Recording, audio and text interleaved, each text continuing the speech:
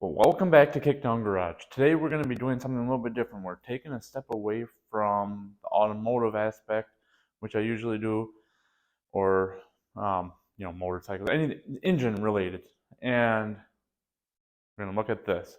Actually, this is just your regular yard trailer, but again, with Minnesota, it's seeming like there's snow 8 months out of the year.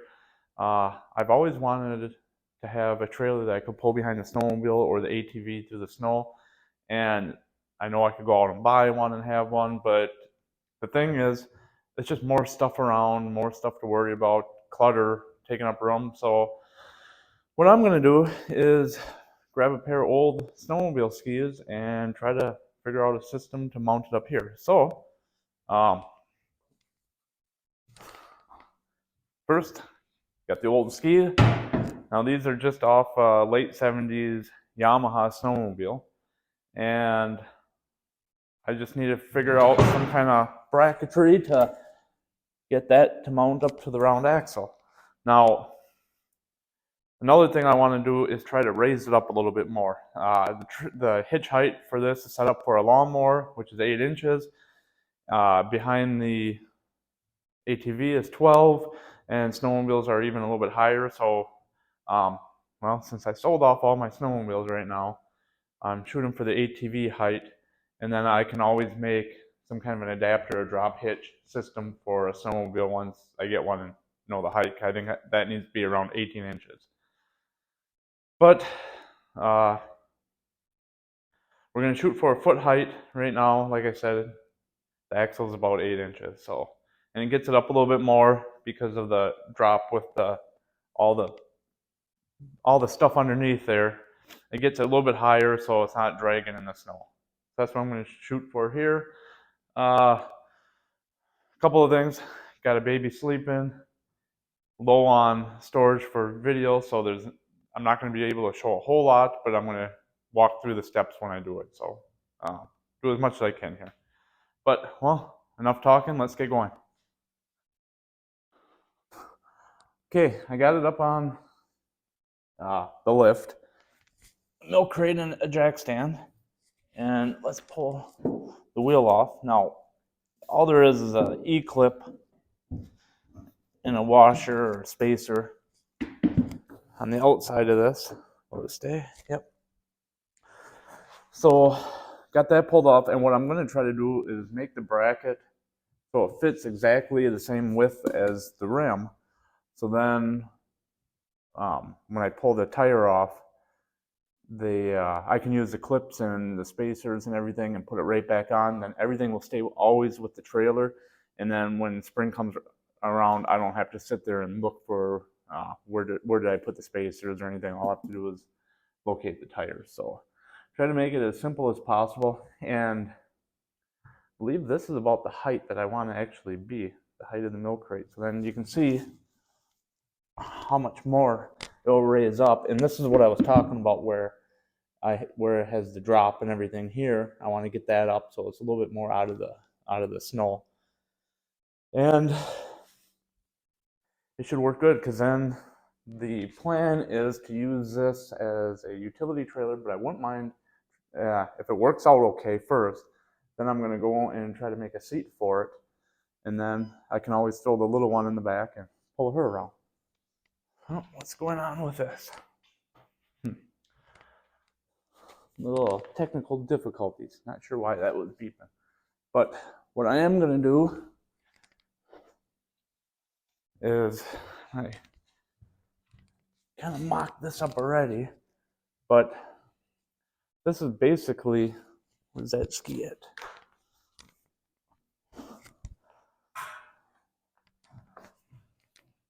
So we'll have the ski, and then this is actually shims for behind drywall, but that will sit like that. Then the ski will sit here. And the reason why I want to do this is bend it so then there's only the one seam. And then, I don't know if you can see, but here on the top of the ski is 2 bolts where it holds all the leaf springs together. And then it'll be a bolt here and a bolt here. So if this weld ever did fail, at least it's bolted together so it can't go anywhere. And that will help also prevent the weld to fail. So then that way it'll be all one piece in there, and then I'll put a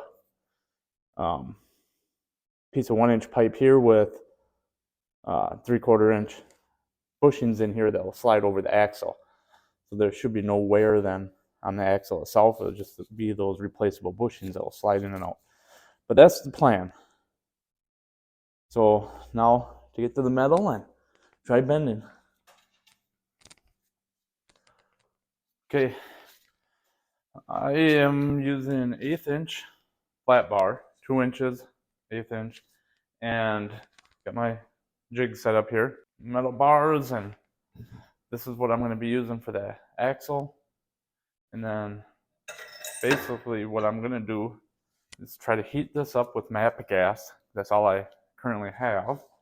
And then just try to bend it so it wraps around the axle here.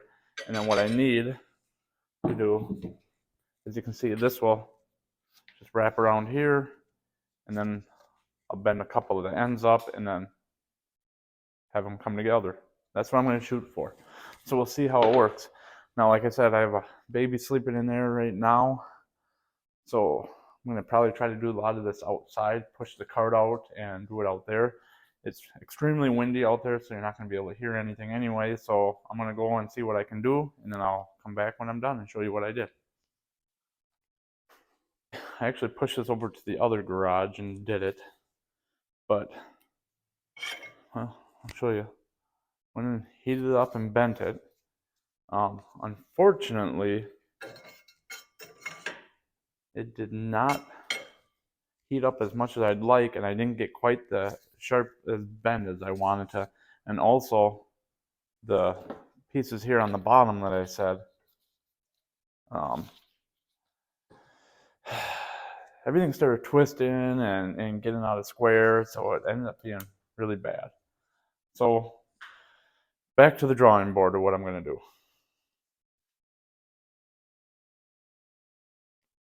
I pondered on this for a little while and came up with a few different solutions.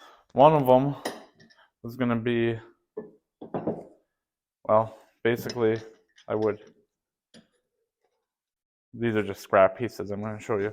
Make a here, weld, put the bar in, weld it. The only thing I didn't care about that are all the weld points that could fail. So, like I said, I liked my original design that was just one piece. So, thought I'd try something different. I went and picked up 3/16. Sorry, the first one is 3/16. This one is 1/8 inch. So, a little bit thinner metal. Hopefully, it'll be easier to work with. And since the MAP gas wasn't heating up that great, what I am going to do actually is when I put this in, I am going to cut kind of slits in here of where I need a bend and bevel it down and bend it over, and then once I get it formed, then weld up those areas to strengthen them back up. So that's the new plan. So let's get going with that.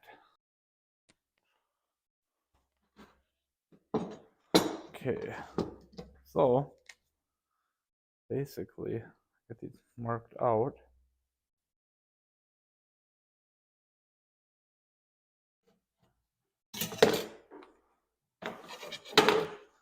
You can see here, then I'll run the grinder down on those points, because then when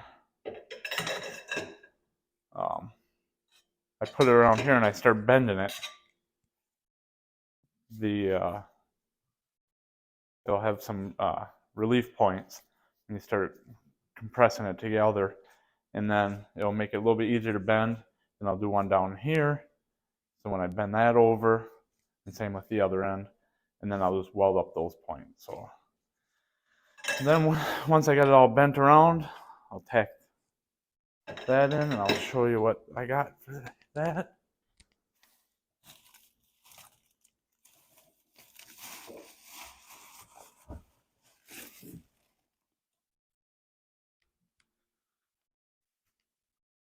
Okay, and then that'll be about a 2.5 inch piece, and that will go right in like that, be welded around. And then once I get it in, like I said, that will be up just kind of like that. And then from the bottom of the axle tube to the bottom here, I will add a brace, so then any downward force, it won't be able to move. Oh, okay.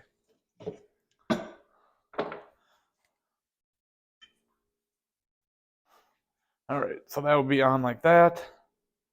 Then I'll weld that on here. This is about a 2.5 inch piece. And then that will wrap around. So to kind of show you, that will go like that. This will weld up like that. So that's how it will look. And then from the bottom of this tube to the weld point there, I'll do a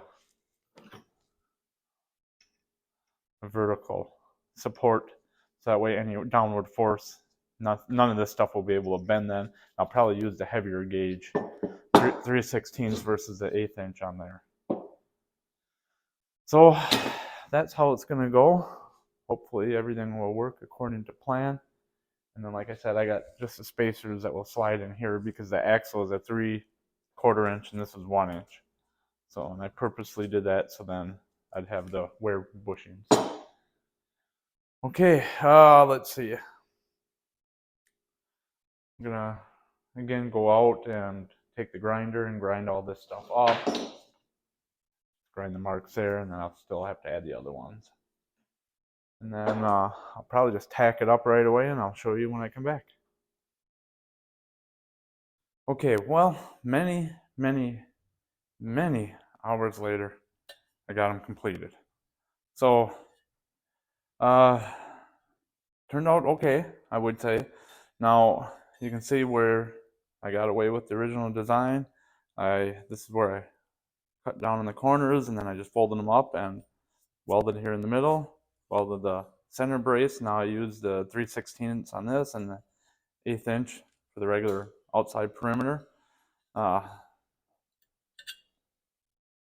Brass bushings go right in there for the axle, so everything fits good. Of course, the hardware store only had 3, which seems to be always the case.